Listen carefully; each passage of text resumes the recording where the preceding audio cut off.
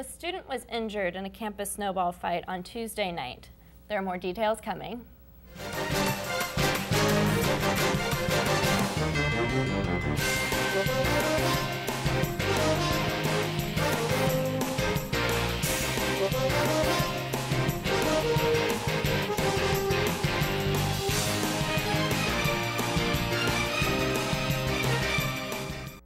Hello Muskie fans, I'm Emily Dumont.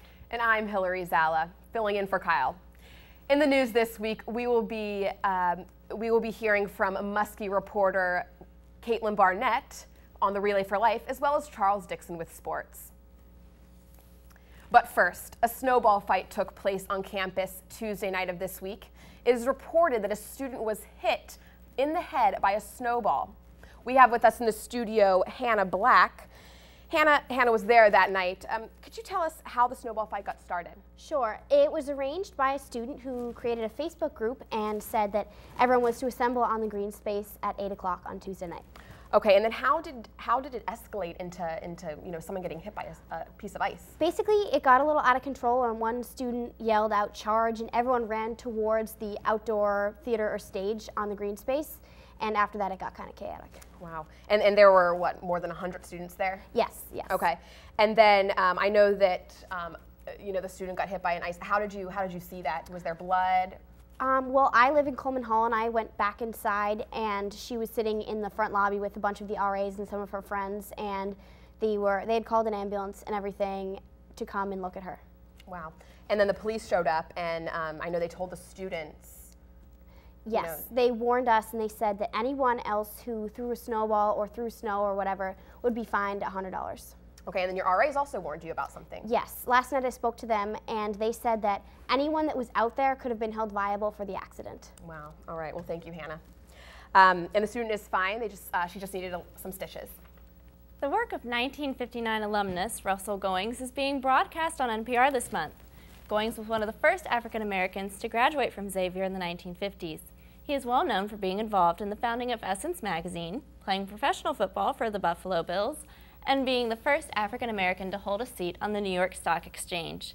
His 309-page epic poem, The Children of Children Keep Coming, will broadcast on WVXU at 8 p.m. on Sunday, February 21st. The poem draws on the traditions of West African American cultural history. The Xavier Players' presentation of Spiked Heels begins February 18th in the Gallagher Student Center. This contemporary comedy is about two extraordinary women who take on men and relationships with the empowerment that comes from a great pair of heels. The play portrays the fight for gender equality and uses humor to question traditional gender roles. The show opens on Thursday, February 18th at 7:30 and continues through the 21st. Tickets are on sale for $5 on the Women of Excellence website or by calling 513-745-2081. The Xavier Leadership Center is working with county schools to save up to 25% of their transportation budget.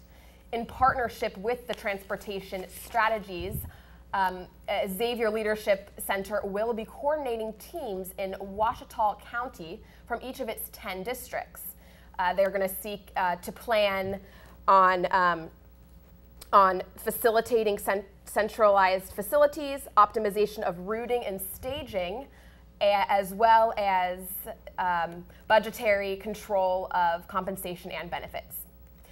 Relay for Life is next week, and Xavier Colleges Against Cancer organization kicked it off on campus Thursday. Muskie reporter Caitlin Barnett was at the event and has the story. Hi, I'm Caitlin Barnett, here at the kickoff party for Relay for Life to talk with Jen Coogan, president of Colleges Against Cancer. Today's event is called Party with a Purpose. It's part of our Paint the Campus Purple Week, and it's basically our kickoff for Relay for Life, which is in April. So this is our way to kind of get people encouraged to sign up for Relay for Life.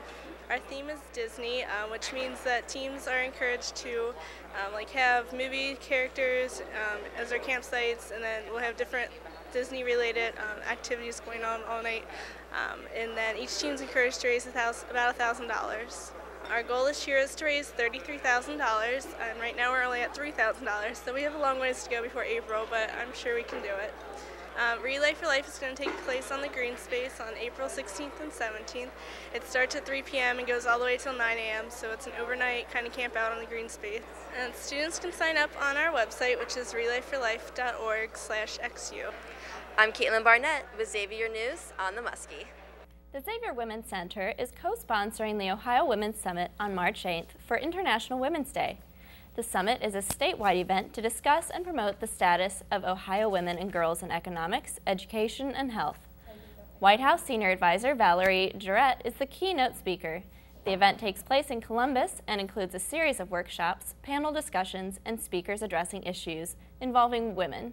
Tickets are $45. Procter & Gamble CEO Bob McDonald joined us on campus Tuesday for Xavier's Distinguished Speakers Series. More than 500 students listened to his 10 principles that guide his leadership. Don't set your purpose as a position with a company. He told students and faculty, have a goal in life that is bigger than that. McDonald continued by sharing his beliefs about character, success, leadership, diversity, and recruiting. The biggest problem of successful organization is it keeps doing what it's doing. McDonald travels around college campuses speaking and recruiting possible upcoming events and employees.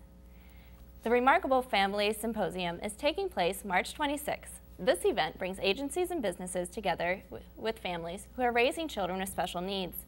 The day is filled with workshops, speakers, networking, and inspiration. Jonathan Mooney, author of The Short Bus, will be the keynote speaker. Please contact Dr. Thomas Knestrick at xavier.edu.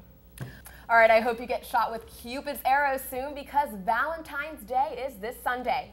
Hannah Black finds out what Xavier students think about this American holiday. I'm here in the Gallagher Student Center to find out what our fellow Xavier students think of the upcoming holiday Valentine's Day and what their plans are. This weekend for Valentine's Day, I'm going home to Chicago to see my parents. Not because it's Valentine's Day, but just to go home. But my mom and I are seeing that movie Valentine's Day, and we're just going to be spending a lot of time together. Well, I don't really have plans for Valentine's Day right now. I was probably just gonna sit in my room and eat some ice cream. Just kind of me time. I don't think it's that much a very fun holiday in the first place.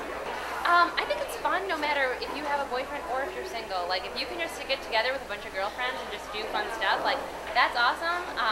And it's just kind of fun just to kind of, like, promote that you're single and just have a good time with your friends. It's probably a lot more fun with a boyfriend or girlfriend. Well, I was going to go Love on the Levee. Apparently they're sold out. Holiday, I guess it was Saints Day, but I think it's been kind of corrupted and commercialized, like Christmas, but Christmas, as far as I know, doesn't make single people feel bad. I definitely think it's a Hallmark holiday. Like, I think that you should show your love for someone every day and not just give in to, like, the media and buy a bunch of, like, crap, sorry. But, like, I just think that it's definitely a Hallmark holiday for sure.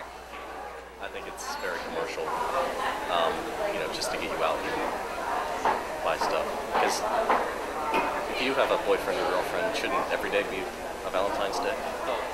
I'm Hannah Black, reporting for Channel X18 News on the Muskie, and have a great Valentine's Day, Xavier. Thanks, Hannah. Muskie reporter John Reese had the chance to get a sneak preview of the film Wolfman. He has for us his review of the film. Hello moviegoers, if you are looking for the perfect date movie, then The Wolfman will be right up your alley. The Wolfman stars Benicio del Toro as Lawrence Talbot, an American actor returning to his English home for his brother's funeral after receiving a letter from his brother's fiancée, Gwen Colliff, played by Emily Blunt. When Lawrence returns to his childhood home, he reunites with his creepy father, played by Anthony Hopkins, who dons his famous Hannibal Lecter-type character. At the same time, a mysterious werewolf has been stalking the woods of England, brutally murdering unsuspecting villagers. Now Lawrence, at the request of his brother's fiancée, must find the same werewolf that killed his brother before it harms anyone else. However, he may be in more trouble than he thought as Lawrence encounters the true curse of the werewolf. I don't want to be blunt, but the movie is simply average. Benicio del Toro does an excellent job playing Lawrence Talbot, but besides him, I felt the other characters were undeveloped and static. The storyline is forgettable, but as far as thrills go, it does deliver. The werewolf transformations are well done, but this is not surprising considering the special makeup effects are done by Rick Baker, who is a multiple Academy Award winner special effects artist known for his realistic creature effects. Danny Elfman's scores add to the perfect mood to the film, and there's a lot of graphic bloodshed, which does make the film satisfying on that level. In the end, the movie will never compare to the classic 1941 Wolfman movie, or even the 1981 cult classic An American Werewolf in London. However, the movie does have enough thrills to make it a perfect date movie. I can tell you this though, if this is not your cup of tea, you can always see the safe and innocent romantic comedy Valentine's Day, but you will have a better time seeing The Wolfman. I give this movie 3.5 muskies out of 5. This is John Reese reporting for X18 News. February is Black History Month, and many events are taking place around campus to celebrate. Here are some of the events taking place in the next week. On the 13th, Roy Wood's Junior Comedy Show is taking place in the Gallagher Student Theater at 7 p.m. And then the 15th is Obama Day from 12 to 2 p.m. on the first floor of GSC. And on the 16th is God's Ice Cream Parlor in GSC at 7:30. Well, Muskie fans, that is the news for this week. Up next, we have Charles Dixon with Xavier Sports.